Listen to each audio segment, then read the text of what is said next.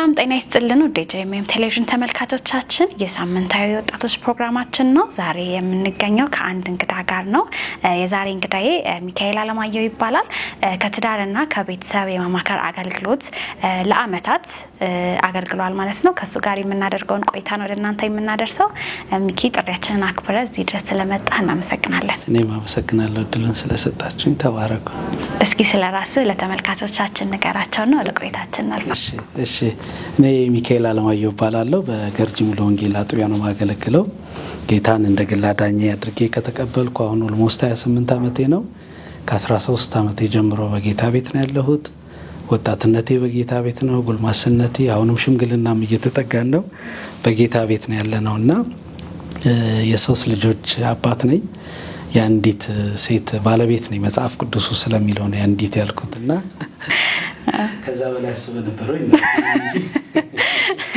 አይ በዚህ ዘመን እንኳን እሱን መናገር ያስፈልጋል መሰለኝ እና ጌታ ረድቶን በትዳር 16 አመት ጨርሰን ወደ 17 እየሄድን ነው እግዚአብሔርን እናከብረዋለን ያው ጌታን ያገኘሁት ሙሉ ወንጌል ነው አሁንም እያገለገልኩ ያለሁትም በሙሉ ወንጌል ቤተክርስቲያን ነው ጌታ ረድቶን እኔም ባለቤቴም በጋብቻና ማማከር ላይ አብረን እናገለግላለን ይሄው ነው ስታተሳችን በጣም ደስ ይላል ባለቤቱን እንግዲህ ጋብዘናት ነበር ከባለቤቱ ጋር ሊመጡ ነበር ግን ዛሬ ከባድ የማትቀረው ስብሰባ ስላጋጠማት ነው የቀረችው ሆፕፉሊ በሌላ ቀን ደግሞ ከባለቤቱ ጋር እንደምትመጣ ተስፋ አደርጋለሁ ድምጽ ሙሉ እንዲሆን አዎ ድምጽ ሙሉ እንዲሆን እንግዲህ ስለ ጮኝነት ስለ ትዳር እንዲሁም ደግሞ በካውንስሊንግ ስለሚመጡ አንዳንድ ጉዳዮች የተጫወተን አብራን ቆይታ የምናደርግ ይሆናል እንደው ጥያቄን ብጀምር ከ9 አመት በላይ በካውንስሊንግ አገልግሏል ሚኪ ስለዚህ በካውንስሊንግ የሚመጡ እንግዲህ ኮመን የሆኑ ፕሮብሌሞች እንዳሉ አስተዋለሁኝና በተደጋጋሚ የሚመጡ ኬዞች ምንድናቸው እነዚህ ኬዞች ለምን ተደጋገሙ እንደው ባጭሩ ብናነሳቸው ኦኬ አመሰግናለሁ ማለት እነዚህ ኬዞች ሳይንሳዊ በሆነ መንገድ በተለይ ቤተክርስቲያን ላይ ብዙ ጊዜ ምናየው ሁለቱ ይቀላቀልብናል ሳይንሳዊ መንገድ እና የመጽሐፍ ቅዱስ ካውንስሊንግ እንዴት አርገን እንደምናስታርቃቸው ያው ባላንስ አርገን መሄድ አለብን በዚህ አጋጣሚ እንደውም በካውንስሊንግ ረገድ በሳይኮሎጂ በሶሲዮሎጂ በሌላም ፊልዶች ምናልባት ተመርቀው ወጣቶችም ሆነው በእግዚአብሔር ቤት ያሉ ካሉ ቤተክርስቲያን በዚህ ዙሪያ በጣም እንድታገለግል በዚህ አጋጣሚ አበረታታቸዋለሁ እግዚአብሔር እርቶኝ እኔም ካውንስሊንግ ሳይኮሎጂ ነው በማስተርስ እየጨረስኩ ያለሁትና ወሳኝ ነገር ነው እነዚህ ነገሮች ከስር መሰረቱ ብናነሳቸውና ብንነካቸው ብዙ ተግዳሮቶቻችንን እየቀረፍን እንሄዳለን ብዬ አስባለሁ ከዚህ አንፃር ብዙ ጊዜ ወደ ካውንስሊንግ የሚመጡ ብዙ መነሻ አላቸው ብዙ ጊዜ ሰዎች ሲመጡ አንዳንዶቹ በተለይ ያው በዳያግኖሲስ ምን ለያቸዋሉ ምን ማለት ነው ለምሳሌ ሲመጣ ባይ ዲፎልት በህክምና የሚፈታለ በንግግር ያው ራሱ ካውንስሊንግ ወይንም መመካከር ነው ራሱ መመካከር ስለሆነ አገልግሎቱ ኦልሞስት በንግግር ነው ስራው የሚጀመረውና አንዳንዱ እየተነጋገርን ግን በህክምና ደግሞ የሚፈታው በህክምና ይለያል አጠቃላይ ግን አንዳንድ ሰዎች ወደ ካውንስሊንግ ሲመጡ ምን መሰረት ኖሯቸው ነው ምን አይነት መሰረት ይዘው ነው ሲባል ኦልሞስት ከሚመጡባቸው ኬዞች ተብሎ ከተለዩት መካከል ኦልሞስት 10 አይነት የካውንስሊንግ ችግሮች አሉ ተብሎ ይታሰባል እነዚህ ለምሳሌ አንዛይቲ ዲስኦርደር ወይንም በአማርኛ የጭንቀት መታወክ ሰዎች ሲጨነቁ የሚጨንቃቸው ነገር ከምንድነው መነሻው ምን መሰረት አድርጎ ነው የሚለው ይሄ አንዛይቲ ዲስኦርደር ሲመጣባቸው ወደ ካውንስሊንግ ይሄዳሉ ብዙ ጊዜ ግን በዚህ አጋጣሚ ቤተክርስቲያንም ኖቲስ እንድታረገው የምፈልገው እንቀላቅላቸዋል ለምሳሌ ከአምሮ ጋር የተያያዙትን እናመናፈሳለን ማመናፈስ የሌለንብንን ደግሞ ከጤና ጋር እናገናኘዋለን ሁለቱን በደንብ በተለይ በካውንስሊንግ ላይ ያሉ የሚያስተምሩ መጋቢ ሙሉ ጊዜ የሚያገለግሉ እችን በደንብ ለይተው ነው ለመንፈሳዊ ሙጊያ ይጠቅመናል በስጋም ደግሞ ሌላ ነገር ከመምጣቱ በፊት መለየት አለብን ስለዚህ ሰዎች ወደ ካውንስሊንግ ሲመጡ በአብዛኛው እንደ ምልክት የሚያዩት አንዛይቲ ዲስኦርደር ሊኖር ይችላል ከዛ በመቀጠል በሁለተኛ ደረጃ ዲፕሬሽን ወይንም ደግሞ ድብርት የምንለው ድባቴነት ሲመጣባቸው አይተውት የማያውቁት ነው ባዮሎጂካል ፋክተርሶች ሲመጡባቸው ሆርሞናል ቼንጅ ኢሞሽናል ቼንጆች ሲመጡባቸው እሱን መሰረት አድርገው ወደ ካውንስሊንግ ወይንም ካውንስል ቢያደርገኝ ብለው ወደሚያስቡት ይመጣሉ። ወይ መጋቢው ጋር ኦር በኢትዮጵያ ደረጃ እንኳን ሪየር ነው ካውንስሊንግ ሄዶ ሰው የሆነ ነገር ሰው ጨጓራውን ሲያመው ለምሳሌ አመመኝ ያለሽ ጨጓራዬን ሲያመኝ አመመኝ ይላልው። እጁ ሲሰበር ምልክት ያሳየናል። ተሰብሮ በእጁ ተጠግኖ አእምሮ ሲሰበር ምልክት ላናይ እንችላለን።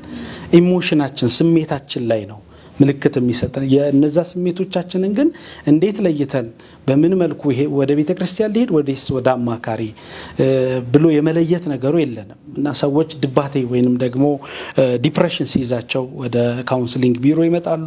በሶስተኛ ደረጃ ደግሞ ስትረስ ማኔጅመንት የሚባለው ውጥረትን መቆጣጠር ማለት በግለሰብ ደረጃ ከግላዊ ከአካዳሚክ ከሙያ ከብዙ ተግዳሮቶች አንፃር ስትረስ ማኔጅመንት የሚባለው ነገር ሲመጣብን ሰዎች ስላለመደው ሰውነታችን ብዙ ነገሮቻችንን ያውክብናል። ከዛ በመነሳት ብድግ ብለው ወደ አማካሪ ይመጣሉ። ከዛ በመቀጠል ደግሞ ላይፍ ትራንዚሽን የሚባላል ማለት የህይወት ሽግግር ላይ ብዙ ጊዜ የሚከሰቱ ነገሮች አሉና ያው ሰው ሆነን ደግሞ መንፈሳዊ ሰዎች ነን።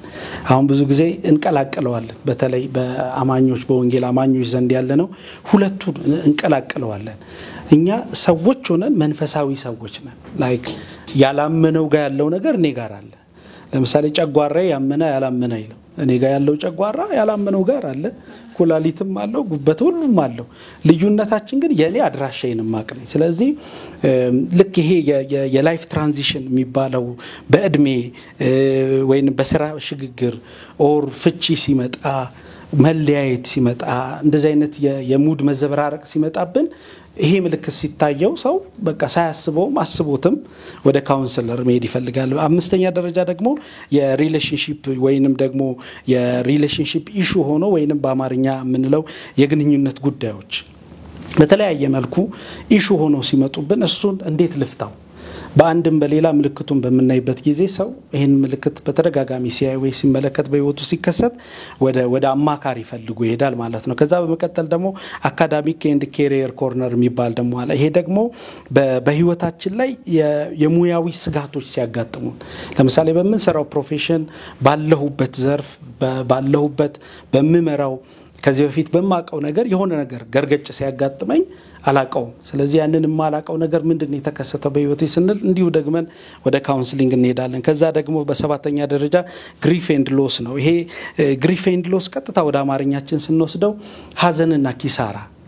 ለምሳሌ ይሄ አሁን መጽሐፍ ቅዱሳችን ላይ ብዙ ጊዜ እንደው ምሳሌ ላይ ቺን ቃል ወዳታለው እግሩ ወደ ሰርግ ቤት ከመሄድ ይልቅ ወደ ሀዘን ይላልና ሁለቱም የየራሳቸው እንትን አላቸው ስሜት አላቸው።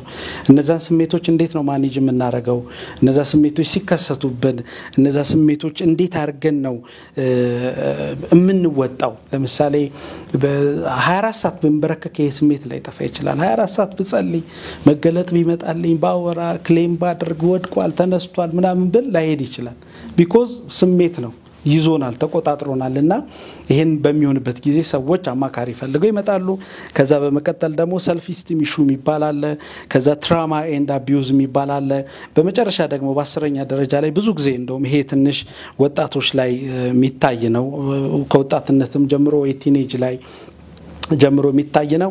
ይሄ አቢዩዝ ማነው ሰብስታንስ አቢዩዝ ይባላል። ሰብስታንስ አቢዩዝ ወደ አማርኛችን ቀጥታ ስንመልሰው የንጥረ ነገር አላግባብ መጠቀም ወይንም ጭምቅ አድርጌ እንዳደንዛዥ እጾች ራሳችንን ለትንንሽ ነገር አጋልጠን በሂደት የሚቆጣጠሩን በጥንት ነገር ተጀምራ ሙሉ ለሙሉ ገስፋ ህይወታችንን የሚያጨለም ህልማችንን የሚያጨለም ራእያችንን የሚያጨለም ምናልባት ጮኝነታችንን ከጮኝነት በኋላ መንገባበት ትዳራችንን የምንሮጠውን ሩጫ የሚያበላሽ በትንሽ ማይነር በሆነች ነገር ተጀምራ አድጋ ተቆጣጥራን ገስታን ከብዙ ነገር ስታስወጣና ያለንና የንጥረ ነገር አላግባብ መጠቀም በተለይ ብዙ ጊዜ ወጣቶችን ከቲኔጅ ጀምሮ ምልክቶችን እናያለን። እነዛን ቶሎ አርገን ትሪት ካላረግናቸው እነዛ ነገሮች አድገው ሰፍተው ይቆጣጠሩንና ከኛ ውጪ ሆነው ብዙ ነገራችንን ያበላሻሉ። ምናልባት ትንሽ ሰፋ አረኩብሽ እነዚህ 10 አይነት ዲስኦርደሮች እንደው ራንደምሊ የተለዩ ናቸው። ግን በእነዚህ ውስጥ ማንኛውም ሰው የሆኑ ሰው በቃ መንፈሳዊ አይልም ስጋዊ አይልም የዳነ ያልዳነ አይልም እነዚህ ነገሮች ሲከሰቱበት እነዚህ ነገሮች ሲመጡበት ወደ ካውንስለር ይሄዳል ወይም ወደ ካውንስሊንግ ቢሮ ይመጣሉ ማለት ነው። ከዚህ ጋር ካነሳው ሐሳብ አንፃር በተለይ ቤተክርስቲያን ውስጥ እንግዲህ እንደዚህ አይነት ነገሮች ሪኮግኒሽን አይሰጣቸውም በአብዛኛው ደበረኝ ወይ ደግሞ ዲፕሬሽን ውስጥ ገባውት እንዴ አጸልይም እንዴ መጽሐፍ ቅዱስ አታነቢም እንዴ አንቺ መንፈሳዊ አይደለሽም እንዴ ነው የሚባለውና ከዛ አንፃር አንዳንድ ጊዜ መረዳት ያለብን ሰው እስከሆንን ድረስ በዚህ ምድር ምናልፈባቸው ነገሮች ይኖራሉና ከዛ ጋር ደግሞ ተያያዥ ሆነው የሚመጡ የተለያዩ አይነት ሙድ ስዊንግስ ወይም ደግሞ ዲፕሬሽን የጭንቀት አይነት ነገሮች ውስጥ ልናልፍ እንችላለን እና ያ መንፈሳዊነታችንን ጥያቄ ውስጥ የሚያስገባ ነገር ሳይሆን እንደ ሰው ልናልፈባቸው የሚገቡ መንገዶች እንደሆኑ በዚሁ አጋጣሚ ማንሳት ፈልጋለሁኝ። አሁን ደግሞ ወደ እጮኝነት እንግባና እንግዲህ እንደሚባለው ጤናማ ትዳር እንዲኖር ጤናማ እጮኝነት መኖር አለበት ይባላልና እስኪ ጤናማ እጮኝነት ምን መምሰል አለበት ትላለህ? እሺ አመሰግናለሁ። የጤናማ እጮኝነት የጤናማ ትዳር መሰረት ነው 100% በዚህ ስማማለሁ። የኔን ደግሞ ፐርሰናል ኦፒኒየን ትንሽ እዚህ ጋር ባክልበት ጄኤምኤም ሚዲያን ይቅርታ ጠይቄ እንግዲህ እኔ ባይዘዌ የዘዳግም 28 ብዙ ጊዜ ብለሲንጎችን ነው ምንዘረዝረው። እኔ ከአሁኗ ባለቤቴ ጋር ከመጋባታችን በፊት እጮኛዬ ስለነበረች ማለት ነው በእጮኝነት 4 አመት አሳልፈናልና በጣም መልአክ መሐላችን አልነበረም። መንፈስ ቅዱስ ግን ምሪት ይሰጠን ነበር። ራሳችንን በብዙ ነገር ፕሮቴክት እያደረገን ሴንሲቲቭ ኤሪያ ነው። ያው የወጣትነት ፕሬሸሩ አለ፣ አቻው አለ፣ አቻ ግፊቱ አለ፣ ፍቅሩ አለ፣ ምን ይላል ብለሽ ነው መቼም እንደው የሽበቱ አልነበረም እንጂ ያኔ እኔ አንድ ነገር ከድሮም ወደው ላይክ አመጣጤ ከኦርቶዶክስ ባክግራውንድ ስለነበር ትንሽ ብሉይ ኪዳን ላይ ትኩረት አደርጋለሁ ከድሮምና አድጌም ቴዎሎጂ ስኩል ከገባው በኋላ ኦልሞስት ለአገልግሎት ራሴን እያዘጋጀው በመማርበት ጊዜ የመጀመሪያ እጮኝነት ከጀመርን በኋላ በዚህ አጋጣሚ እሷ ናት የጠየቀችኝ። ይገርማችኋል 2 አመት ያክል ትንሽ ሸሚዝ ኮሌታይ እንደዚህ አቆሜ ትንሽ አሁን ብዙ ጊዜ ይሄን ስናገር ምናምን ይላሉ ተጠይቄ ነው ያገባሁትና የእንዳሁኑ ፕሮፖዛል ነበርም ግን እኔ ፕሮፖዝ አረኳት ይታረርተኝ ደግሞ በጣም ፈን የሚያደርገው ነገር የሰርጋችን ጊዜ በሙሉ ወንጌል ታሪክ አይ ቲንክ የመጀመሪያ የተንበረከኩ ነኝ ከኔ በፊት ካለ ቪዲዮ ነው ያወጣ ተንበርክኬ ነው ያቀለበት ያረኩላት ትንሽ አስጩክ ያለው የሆነ አዎ እንደ ሙሉ ወንጌል ታገደኛለሽ ብዬ በምህረት አለፈችኝ እና እጮኝነታችን ላይ በጣም ሰርተናል እና ከሰራን ቃል አንዱ ዘዳግም 28 ከቁጥር 13 እስከ 4 ስለ እጮኝነት የሚናገረው ቨርስ አለ። ከዛ ደግሞ 30 ላይ ስለ ማጨት የሚናገረው ነገር አለ። ከላይ ያለው ብለሲንግ ያወራል። ያንን ብለሲንግ በእግዚአብሔር ህግጋት ስንሄድ የምናገኛቸው ናቸው። እነዛን ህግጋት ጠብቀን ስንሄድ እኛን የሚከተሉን ናቸው። ይሄንን ነገር አይ ቲንክ ማቴዎስም ላይ ጌታ ኢየሱስ ብሏልና ተጨማሪው ላይ ፎከስ አታርጉ ማለት እኔ ስለ ጥላይ በፍጹም አስቤ አላውቅም። አስበሽ አታውቂም ደፍነት ላይ አይደል? ጥላችን ግን በሆነ ኢንሲደንት ወይ ብርሃን ካለ ወይ ፀሐይ ካለ ወይ ፓውዛ ካለ whatever ጥላችን የመኖር ግዴታ አለ because የኔ ኤግዚስተንስ ሪፕሌስ እዛ ነው መልስ የሚሰጠው። ልክ እጮኝነትና በረከት ወይንም በረከትና መርገምን እግዚአብሔር ኤግዚስት ከሚያደርጉ ነገሮች ጋር ነው አያይዞ ይሰጣል። ምን ለማለት ፈልጌ መሰለሽ አንተ ታጫለህ ይላል ቁጥር 30 ላይ ሌላው ያገባባል። እጮኝነት ሪኮግኒሽን ነው ማለት ነው። ለምሳሌ ዴፊኒትሊ ጥቅስ ካልሽኝ ያው በጥቅስ ብዙ ጊዜ መንጠልጠል ዋናችን ስለሆነ ጥቅስ ላይ አሳርፈው ወይ መጽሐፍ ቅዱስ እንዴት ይላል ብትኝ ሉቃስ ላይ መልአኩ መጥቶ ለዮሴፍ እንደታጨሽ በምን አወቀ? ለዮሴፍ ወደታጨሽ ሉቃስ ሲጽፈው ሌሎችም አፕሩቭ አድርገውታል። ያንን ሪኮግኒሽን ሰማይ ከሰጠው ሪኮግኒሽኑን ሰማይ ከሰጠው ኦልሞስት በጣም ተጠንቀቀን የምንኖረው ህይወት ነው እንጂ አጥቢያ እየቀያየርን አካባቢ እየቀያየርን መስሪያ ቤት እየቀያየርን ካምፓስ እየቀያየርን እድሜ እየቀያየርን ምንለውጠው ካሪኩለም አይደለም። የኔ ፕሪንሲፕል ነው። መጽሐፍ ቅዱስን መሰረት አድርጌ በህይወቴ ላይ አፕላይ ያረኩት እጮኛዬን ነው ያገባሁት። አንተ ታጫለህ ሌላው ያገባባል እርግማን ነው ብዬ ጮህ ነበር። ኦልሞስት እግዚአብሔር አርቶ ይተሳክቶልኛል።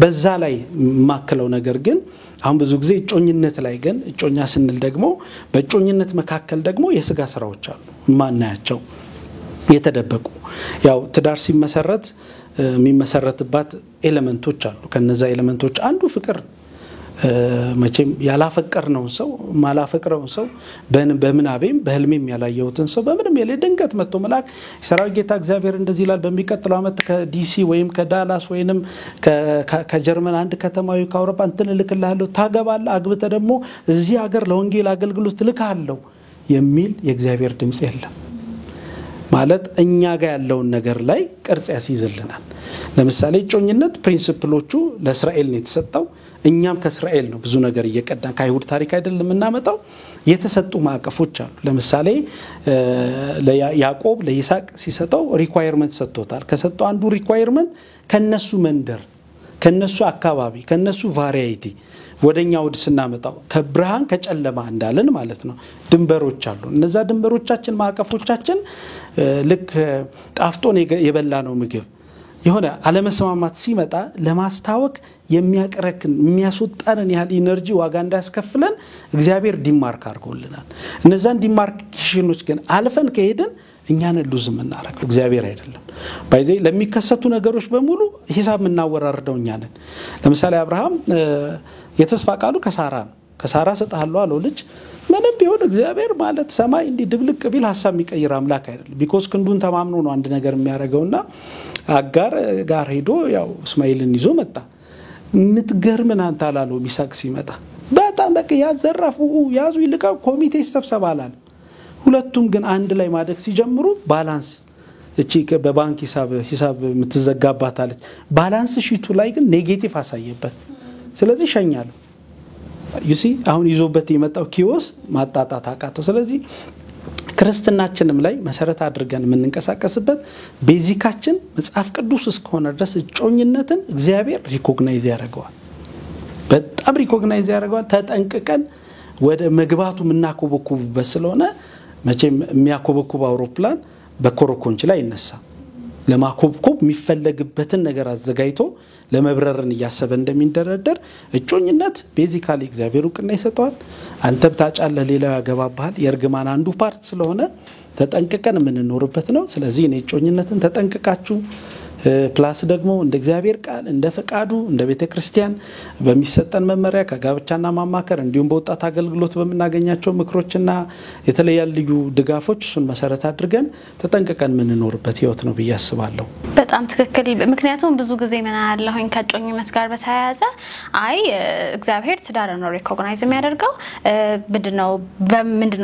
ምንድነው እስክታጭ ድረስ ምንድነው ፈልግ ይላል ባይነ ፈልግ ይላል ከዛ በኋላ የመረጥካትን አግባ አይነት ነገርና እስካልተጋባን ድረስ ይሄ መሞካከሪያና መታያ ጊዜ ነው ተብሎ በጣም ቱፋር ሄዶ ብዙ ጮኝነቶች ሲፈርሱ እናያለን እንግዲህ እሱ ትክክል እንዳልሆነ ነው እየነገርከን ያለነው እግዚአብሔር ጮኝነትን ሪኮግናይዝ ያደርጋል ማለት ነው ያ ትክክል እስማማለሁ እኔም አይ ቲንክ ቤተክርስቲያን የምትስማማ ይመስለኛል ቃሉ ሚለውን ስለምናደርግ ይሄን ነገር እንደውም እኔ ብዙ ጊዜ አጽንኦት ተሰጥቶ በተለያዩ በተለየ ቲኔጆች ላይ ከቲኔጅ ጀምሮ እስከ ወጣት አገልግሎት አይ ቲንክ በዓለም አቀፍ የዩኤን ህግ መሰረት ካልተሳሳት ከ14 አመት እስከ 18 አመት ነው የቲኔጅ የሚካተትበት ከዛ በኋላ ከ18 እስከ 29 ወጣት ብሎ ነው ያስቀመጠውና ስራውን የምንሰራው ከታች ጀምሮ ምን አይነት ቅርጽና ሲዘው ቀደም እንዳልሽው የዞርኩ የሙከራ ስርጭት ማረግበት አይደለም ምን እንደረደርበት ምን እንነሳበት የእግዚአብሔርን እውነት ምንሰራበት መሰረቱን ምንጥልበት የማይናጋ መሰረት ምንጥልበት የማይታየውን የእግዚአብሔርን ህግጋት በተገለጠ ህይወት ምናሳይበት ኢሳይያስ ምን አለ መሰለሽ ኢሳይያስ ሲናገር ከትንቢት በላይ ከመልእክት በላይ ትልልቅ ነገሮችን ያስተላለፈ ሰው የቤተሰብ ሰው ነበር በነገራችን ላይ ኢሳይያስ ቤቱን የሚያከብር ልጆቹን የሚያከብር ለቤተሰቡ ጊዜ የሚሰጥ እግዚአብሔር ጠራኝ ታየልኝ ተገለጠልኝ ብሎ እየተራመደ ከቤት የማይወጣ ሰው ነበርና እንደዚህ አለ እኔና ቤቴን ስታዩ አለ የቸርነትና የምህረቱ መገለጫ ነን አለ ማለት እኔና አንቺ ዎኪንግ ሚራክል ነን እኔ ልክ እኔን ሲያይ ቤቴን ሲያይ ልጆቼን ሲያይ ትዳሬን ሲያይ ህይወቴን ሲያይ ደስታዬን ሲያይ ያላመነ ሰው የእግዚአብሔርን ኪንግደም ሪፍሌክት የምናረግበት አንዱ መንገድ ትዳራችን እኩል የምንጫጫውማ ከሆነ ምኑን ነው የመንግስት ልዩነት የምናመጣው ስለዚህ የዛ መሰረት መጣያችን ስለሆነ ቤተክርስቲያንም በቤተክርስቲያን ውስጥም ያሉ ወጣቶች ሌሎች በጋብቻና ማማከር ያሉትም ይሄንን በደንብ አጽንኦት ሰጥተን ካስፈለገ ትምህርትም እያዘጋጀን በደንብ መማማር እንችላለን። እግዚአብሔር ደግሞ ቀናኢ አምላክ ነው፣ ደግሞ የልብንም የሚያደርግ አምላክ ስለሆነ በዚህ ብንቀጥል ሰክሰስፉል የሆነ በጣም ውጤታማ ትዳር ይኖረናል ብዬ አስባለሁ። ከዚሁ ከእጮኝነት ሳንወጣ እንግዲህ ብዙ የትዳር አማካሪዎች አስተማሪዎች ሲናገሩ ምሳማው ምንድነው እናንተ አገባዋለሁ ብላችሁ የምትፈልጉትን ሰው ሁኑት፣ በቃ ያ ሰው ላይ ልታዩት የምትፈልጉትን ካራክተሮች እናንተ ሆናችሁ ተገኙት ይባላልና ያ ደግሞ ስራ ይፈልጋል አይ ቲንክ እና ስለዚህ ሰዎች ራሳቸውን ለእጮኝነት ለትዳር ሲያዘጋጁ በምን ነገር ራሳቸው ላይ መስራት አለባቸው። እንደገና ደግሞ እጮኛን ስንመርጥ በምን መስፈርት መሆን አለበት? ይቺን ባጭሩ ብናነሳ። ኦኬ አመሰግናለሁ። ማለት አሁን ያነሳሽው በጣም ፒላር ነው። ሰው እጮኛ ራሱ ለመያዝ በምን ሞራል ልና ነው የሚጀምረው? ማለት ባዮሎጂካል ፋክተርሶች ፍጥጥ ብሎ ስለመጡበት ነው? በምንድነው? በሁለት ነገር ሳይንሱ በጣም ያጠናክረዋል። በምንድነው? ጠንካራ ግንኙነትና የስሜታዊ ብስለት ይለዋል። ማለት ለምን መሰረተው ለዛ ለጮኝነታችን ምንን መሰረት አድርገን ስንል ሐቀኝነትን፣ ግልጽነትን፣ ግልጽ የሆኑ ውጤታማ ውይይትን፣ ጤናማ የጮኝነት ጊዜን፣ ስለ ተስፋችን ወደፊት ስለምናስበው ግቦች፣ ልምምዶችና ተግዳሮቶቻችንን በምን መልኩ ቀርፈን እዚህ ጋር ያሉትን አስተካክለን እንዴት አድርገን ውጤታማ ትዳር ምን መሰረተው የሚለውን ነገር እሱን ስንንደረደር በቃ እንደ ታኮ የምናስገባው ነገር አንዱ ጠንካራ ግንኙነትና የስሜት ብስለትን መሰረት አድርገን መጀመር አለብን። አንደኛው። ሁለተኛው ደግሞ የእግዚአብሔርን ለትዳር ማለት እግዚአብሔር ለትዳር ያለው ንድፍ ብሉፕሪንቱን የሚጥለው እጮኝነት ላይ ነው። በምን ስንል ለምሳሌ ኤፌሶን 5:22-23 በደንብ እናጥረው። እዛ ጋር በደንብ የሚስትና የባልን ካራክተር ስለሚያሳይ ጥላውን ነው እዚህ ጋር ሪፍሌክት የምናደርገው። ኦልሞስት የእግዚአብሔር ለትዳር ንድፍ መጣያ ስለሆነ ብሉፕሪንቱ የሚሰራበት ስለሆነ እጮኝነት ላይ እንደዚህ ስንል ተደባብቀን አይደለም እንገባው። ብዙ ማለት እንትኑ አሁን ወቅቱ ስላልሆነ እንጂ በትዳር ማማከር ውስጥ የምንሰማቸው ባሳለፍናቸው በአገልግሎቴም በተለያየ መልኩ ሳገለግል ማገኛቸው ትዳር ላይ ብዙ ስብራቶች አሉ፣ ፍቺ ላይ ብዙ ስብራቶች አሉ። እነዛን ነገሮች እንዴት አርገን ነው አርጊመንታቲቭ ነገር ሰርተን ለቀጣይ ትውልድ ይሄ እንዳይደገም እናደርገው ስንል ዋናው ቤዚኩ እነዚህ ሁለት ነገሮች አቀናጅተን መሄድ የእግዚአብሔር ለትዳር ንድፍ መጣያ ስለሆነ ይሄንን ስንል ደግሞ ኪዳንን እንዴት ነው የምንጠብቀው? ግንኙነታችን እንዴት ነው የምናስቀጥለው? መጽሐፍ ቅዱሳዊ እውነቶችን ከስሜቴ ይልቅ አንደኛው ላይ የስሜት ብስለት ያስፈልጋል ብዬሽለ ከስሜቴ ይልቅ ራሴን ገዝቼ እንዴት ነው ለዓላዊ ማረጋት እጮኛዬ ሉዓላዊ አድርጌ ለእግዚአብሔር ቀን እጮ አድርጌ ልክ ክርስቶስ ለቤተክርስቲያን እንዳደረገው በዛ ማዕቀፍ ውስጥ እንዴት ነው ይዣት የሚሄደው ስንል ኦልሞስት ንድፈ ሐሳቡ የሚጣልበት ስለሆነ በዚህ ማይንድ አንድ ወንድ ወይንም አንዲት ሴት ምታጨውን ሰው ወይ የሚያጨውን ሰው በዛ ማዕቀፍ ውስጥ ሆኖ ማየት አለበት ብዬ አስባለሁ። ይሄ ዋና ናቸው። ሁለቱን መሰረት አድርገን ከሄደን እርግጠኛ ነኝ ሰይጣንም የሚፈራው ትዳር ይሆናል። ከዛ በኋላ የነዚህ ካፕልሶች ወደ ትዳር ዓለም ሲገቡ ሰይጣን የሚፈራው ትዳር ይሆናል ብዬ አስባለሁ። ስለዚህ ከኮምፓቲቢሊቲ ጋር የሚነሱ መታየት ያለባቸው ፖይንቶች ምንድናቸው? ለምሳሌ በተናርጊሊ ኮምፓቲቢሊቲ ብዙ ነገር ስላለው ውስጥ ለምሳሌ አሁን አንድ ክርስቲያን ኦፍ ኮርስ ክርስቲያን ከሆነ ሰው ጋር ነው የፍቅር ግንኙነት መጀመሪያ ያለበት።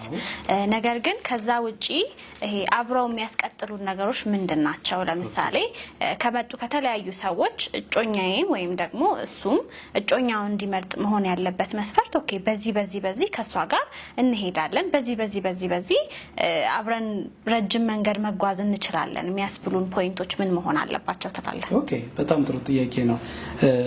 እነዚህ ለምሳሌ አሁን ስናስቀምጣቸው ሳይንሱ ለምሳሌ ኢንትሮቨርት እና ኤክስትሮቨርት ብሎ ያስቀምጣቸዋል። ኦልሞስት አንዳንዴ ሊገናኙ ይችላሉ፣ አንዳንዴ ግን ሁለቱም በተቃራኒ ያስቀምጦ ነው የሚያስኬዳቸው ይባላል። ለምሳሌ አሁን እኔ ጋር ብትመጪ እኔ ጥሩ በጣም አወራለሁ እና ባለቤቴ እንደምታያት ካፌ ውስጥ ብቻዋን ከሆነ ጫጫታ መካከል ዝም ነው የምትለው። ላይክ የሆነ የጋራ የሚያደርገን ነገር አለ።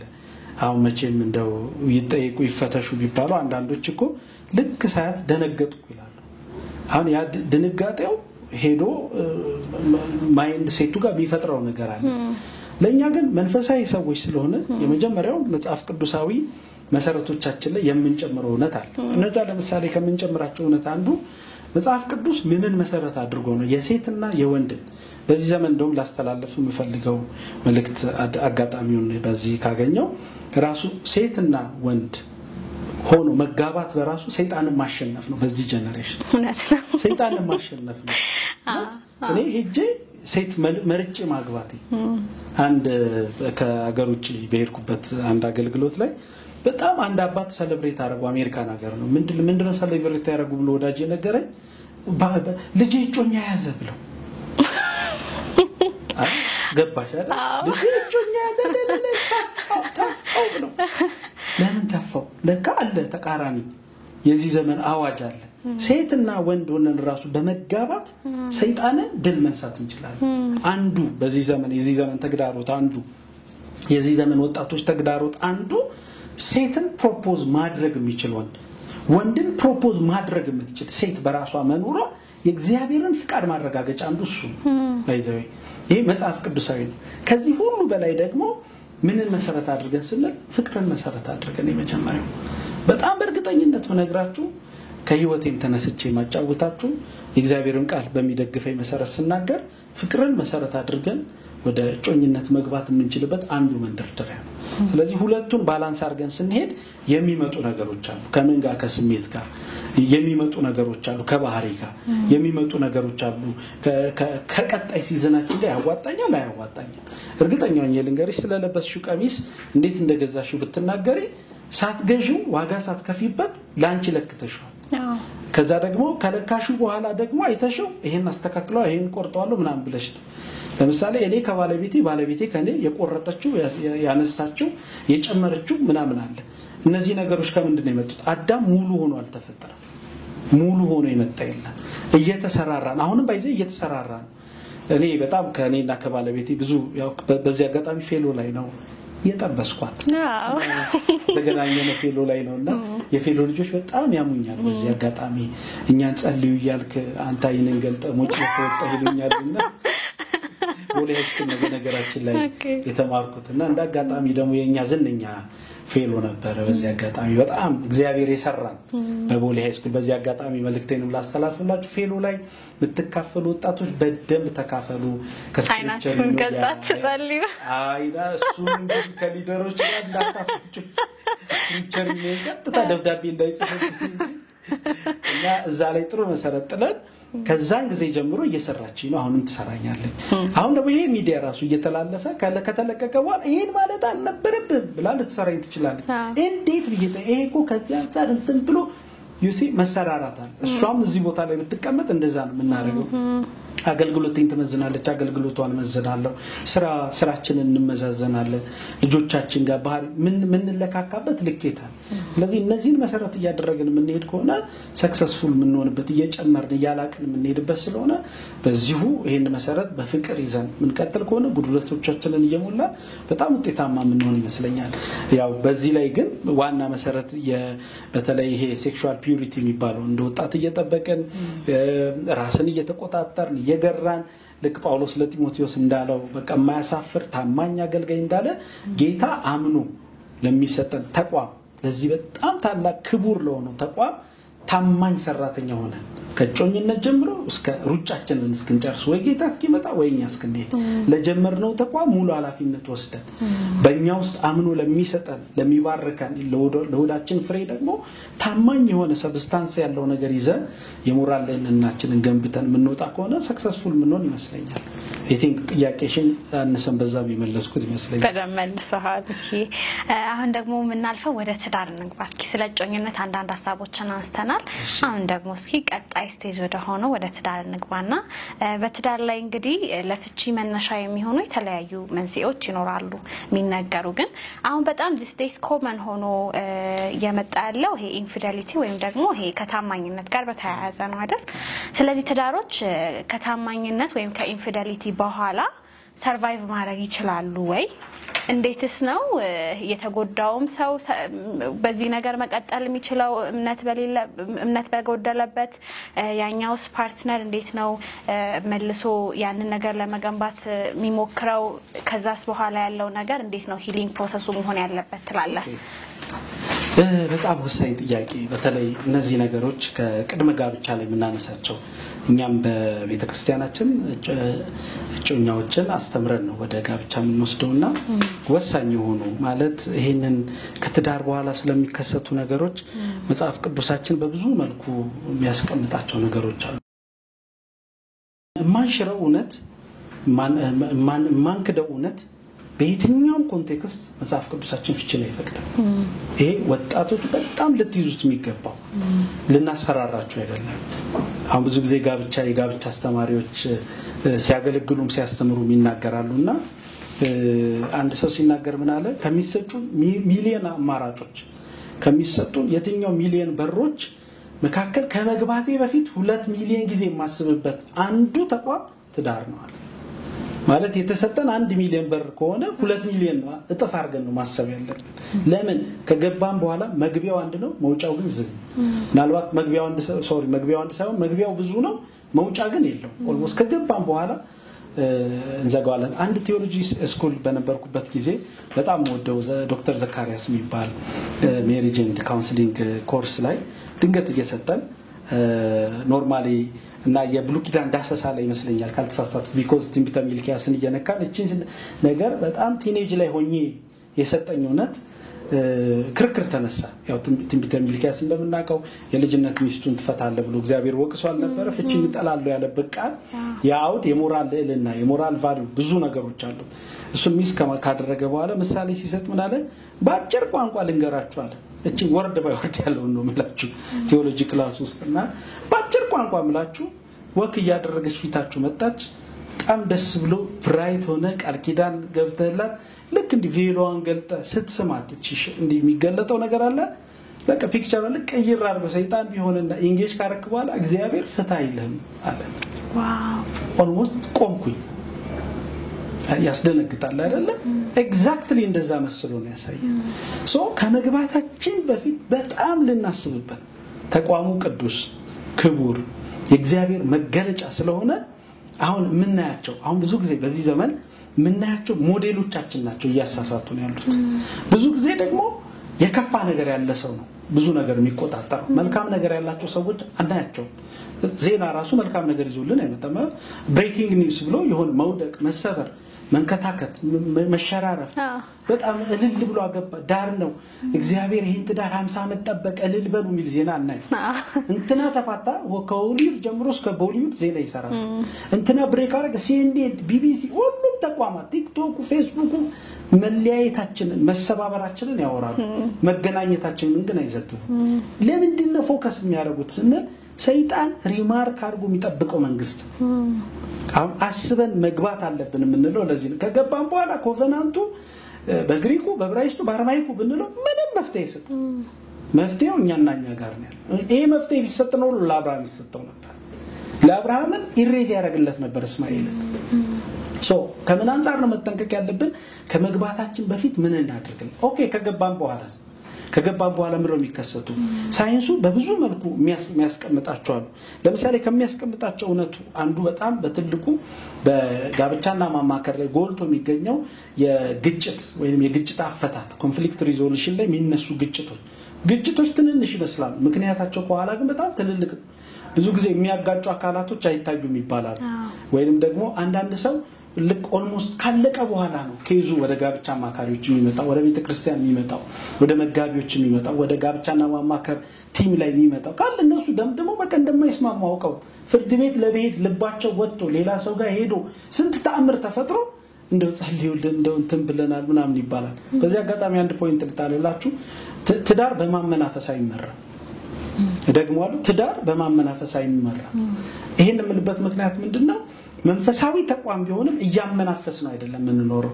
እኔ ለምሳሌ በጣም የሚያስቀው ፓርት በዚህ አጋጣሚ ልንገራችሁ። በጣም እሳቶኝ በጣም ምገርም ሰባኪ ነኝና ሚገርም ጉባኤ ወለል ብሎ ቢወንበር ተሰብሮ ድብልቅ ብሎ አገልግዬ ልክ ሶል ላላ ብላ ነው የምትጠብቀኝ እንደዚህ ብላ ምን ነው ስላት አሁን በቃ አገለገልክ ማለት ነው ምናምን ላይ በቃ ቤት እንደርሳለን ልክ እንደገባው ኪችን ልላክ እችላለሁ ልጄ ገላላጥብ ይችላል እዛኮ ማኖፍ ጋር ነበር አሁን እዚህ ማኖፍ ሃውስ ነኝ አሁን ብዙ ጊዜ ማመናፈስ የለብንም ምለው ቤት ውስጥ ስገባ አባት ነኝ ቤት ውስጥ ስገባ ባል ነኝ መድረክ ላይ ስወጣ ምገርም አገልጋይ ነኝ ይሄን አናቀላቅ አንድ ሰው ምን አለ በዚህ አጋጣሚ ጣልል አርግላችሁ እባካችሁ ኑና ባለቤቴን ቤት ውስጥ ማኖፍ ጋር ሆኖ ስላስቸገረኝ ለልጆቹ አባት ለኔ ባል እንዲሆኑ ኑና መከሩልኝ ይሄ በጣም ዊርድ የሆነ አስተሳሰብ ነው አይደል በእኛ ዘመን በእናንተ ዘመን እንዳይደገም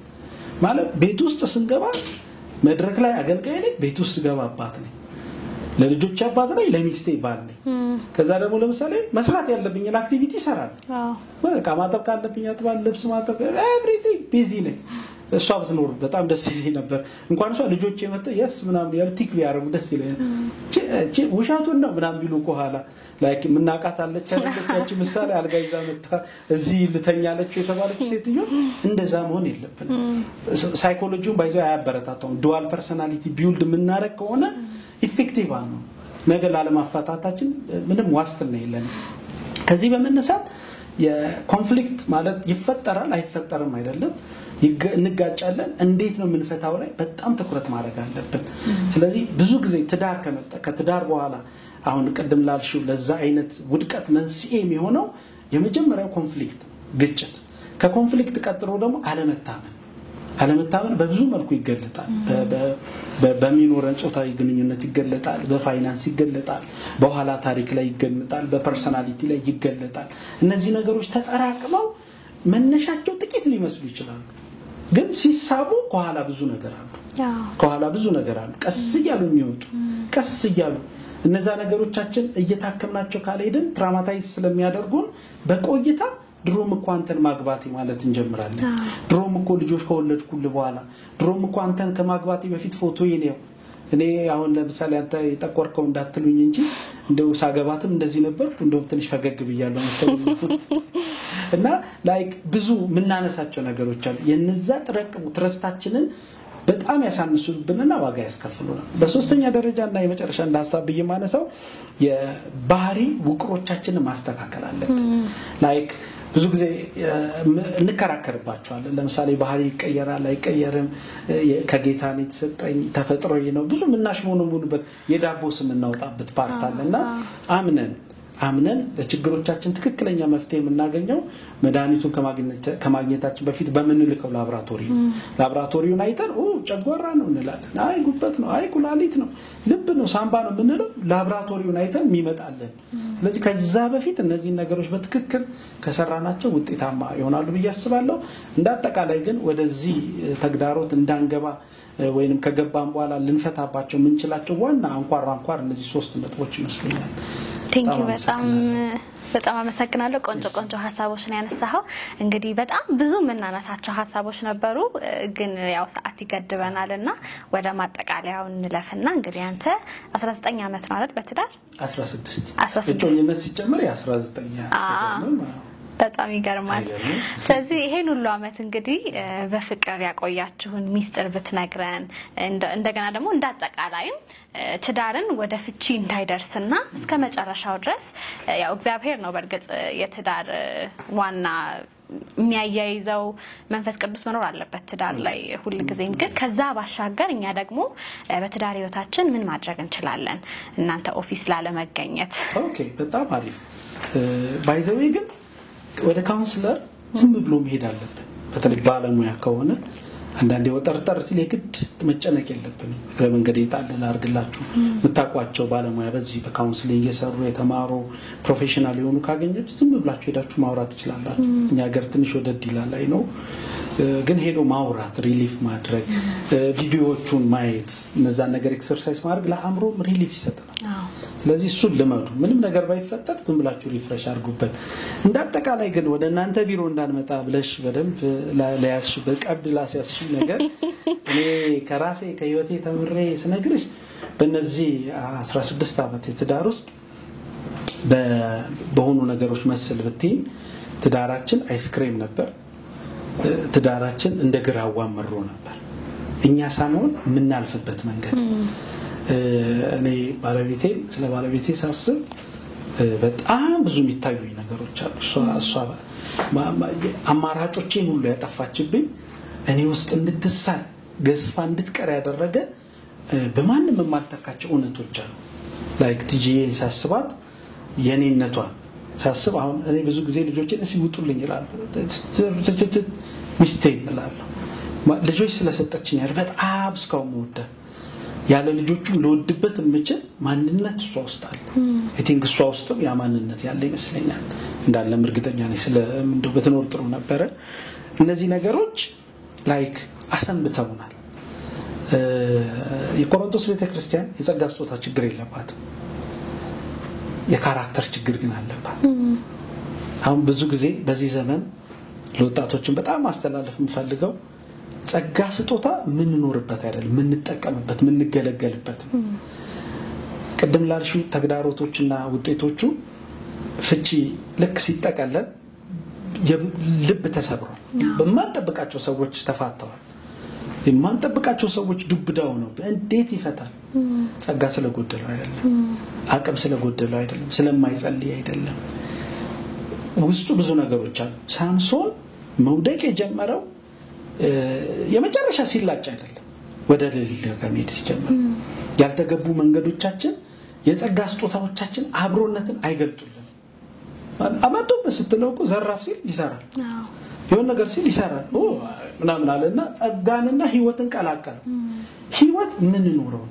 ጸጋ ደግሞ ለቤተ ክርስቲያን የተሰጠ መገልገያ ሚኪ አገለግላል በጸጋ በጣም አገለግላል ሰብካለሁ በጣም በቃ ትንቢት አመጣለሁ መልእክት እግዚአብሔር በሚሰጠኝ ብዙ ነገር አገለግላለሁ ልክ ቲጂዬ ጋር ግን ሲል በጣም ቆንጆ ባል ነኝ ምርጥ ባል ነኝ ጸጋ ስጦታዬ ይዤ እኔኮ ትንቢት ምናገር ስንት አመት ባለፈው ጉንትን ጉባኤ ትዛይልሽም ይያል ምኖርበት አይደለም ላይክ እሱ የጸጋ ስጦታው ቤተ ክርስቲያን ጋር ቲጂ ጋር ሌላ ነው ባል ነኝ በቃ ይሄ ነው አይስክሬም እና ግራዋ ባልኩሽ ውስጥ በዚህ መሰረት ውስጥ የሷ ባህሪ የሷ ማንነት የተመሰረተችበት ስለኔ ስለተዳር ስለ ህይወት ስለ ልጆቿ ያላት ቅኝት ያለፈብንን ወጀቦች በሙሉ እኔና ቤቱን ይዛ እንድታልፍ አርጓታል እኔና ባህሪዬን ይዛ እንድትሻገር አርጓታል ላይክ አይስክሬሙ ደስ ይላል ማለት በቃ ሰልፊ ምንም መነሳት ትቻለሽ ልክ ግራዋ ያልኩትን እንደ ጎሎጎታ ባሳይሽ እዛ ጋር ሊረዳሽ የሚችል ሰው የለም የተጠራ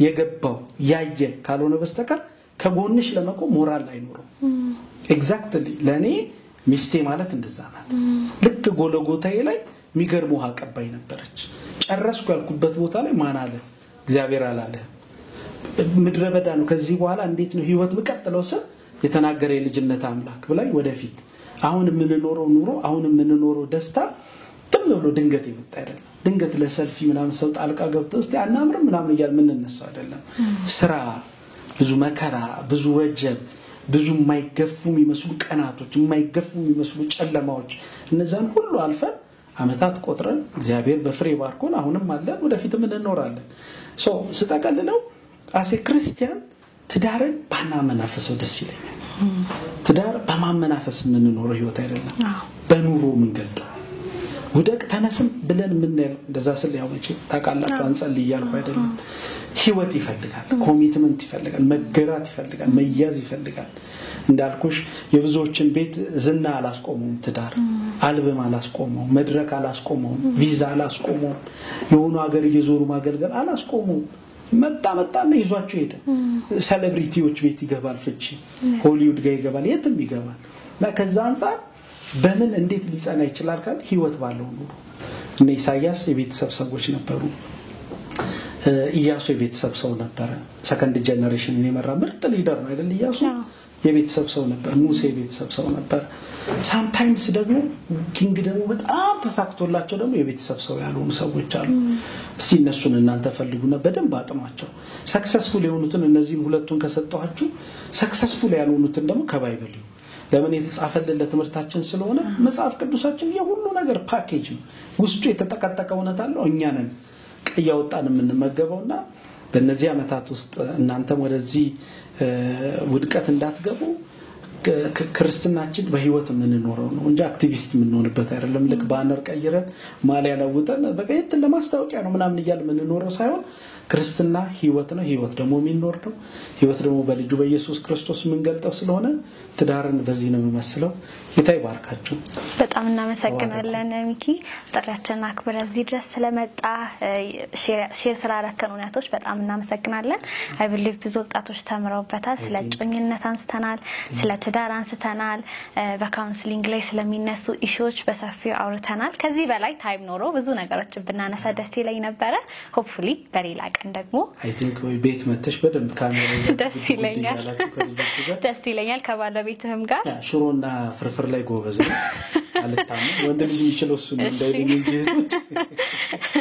እሺ በሌላ ፕሮግራም እንገናኛለን ብዬ ተስፋ አደርጋለሁ። ጥሪያችንን አክብረህ ስለመጣ በጣም ቴንክ ዩ።